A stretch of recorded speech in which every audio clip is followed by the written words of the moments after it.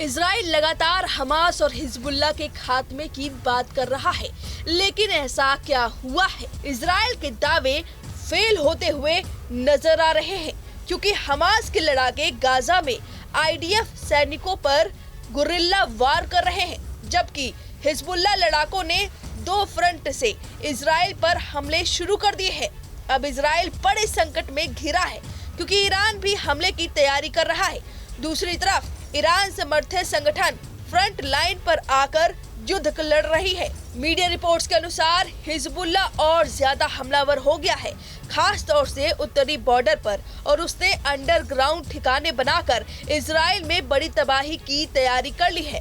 और अभी खबर आई है कि इजराइल ने हिजबुल्लाह के ठिकानों से बड़ी तादाद में वेपन्स का जखीरा इकट्ठा किया है, यानी कि हिजबुल्लाह तैयारी कर रहा है इजराइल से लड़ने की। अब सवाल ये है कि बेंजामिन नेतन्याहू के सामने संकट खड़ा है कि वो एक साथ इतने मोर्चों पर युद्ध कैसे लड़ेंगे।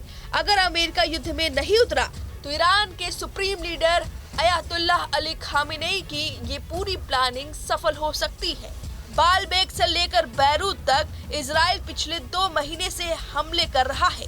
रोज हिजबुल्लाह के कमांडर मारे जाने का दावा किया जा रहा है, लेकिन सवाल ये है कि अभी तक हिजबुल्लाह का खात्मा हो क्यों नहीं पाया? क्या हिजबुल्लाह पहले से ज्यादा ताकतवर हुआ है? क्या इजराइल का प्लान लेबनान में फेल हो गया है? इजराइल के हमले अभी भी जारी है। हिजबुल्लाह का संपूर्ण अंत अब तक नहीं हुआ है। इसके सबूत लगातार मिल रहे हैं। उल्टा हिजबुल्लाह ने एक नया फ्रंट भी खोल दिया है। एक तरफ लितानी नदी से लेकर इजराइल बॉर्डर तक हिजबुल्लाह लड़ाके इजराइल पर हमले कर रहे हैं, तो दूसरी तरफ सीरिया से भी नेटवर्क बढ़ता जा रहा है।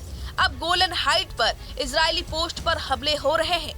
वहीं ईरान सुप्रीम लीडर खामेनेई ने जो ब्लूप्रिंट तैयार किया है, उसमें हिजबुल्लाह की मदद के लिए बड़ा प्रॉक्सी नेटवर्क बनाया गया है। सूत्रों से मिली जानकारी के अनुसार हिजबुल्लाह को न सिर्फ हथियार पहुंचाए जा रहे हैं, बल्कि इजराइल पर अलग अलग तरीके से हमले करने की प्लानिंग की जा रही है। यानी इजराइल को प्रॉक्सी के जाल में उलझाया जा रहा है, जिससे हिजबुल्लाह फिर से लंबे युद्ध के लिए तैयार हो सके। वहीं नईम कासिम के नए हिजबुल्लाह चीफ बनने के बाद से हिजबुल्लाह के हमले भी बढ़ रहे हैं और उसका पैटर्न भी बदल गया है।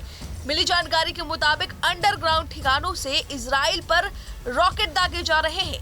पिछले कुछ दिनों से ऐसे लगातार हमले इजराइल पर हो रहे हैं। इस बीच आईडीएफ ने भी दावा किया कि उसने उत्तरी बॉर्डर के पास ऐसे ठिकानों को तबाह किया, जिसमें भारी तादाद में हथियार भी बरामद किए गए हैं। आईडीएफ ने बरामद किए हथियारों का वीडियो भी रिलीज किया है, जबकि उधर हिजबुल्लाह ने भी एक वीडियो जारी करके मोसाद की बेचैनी बढ़ा दी है।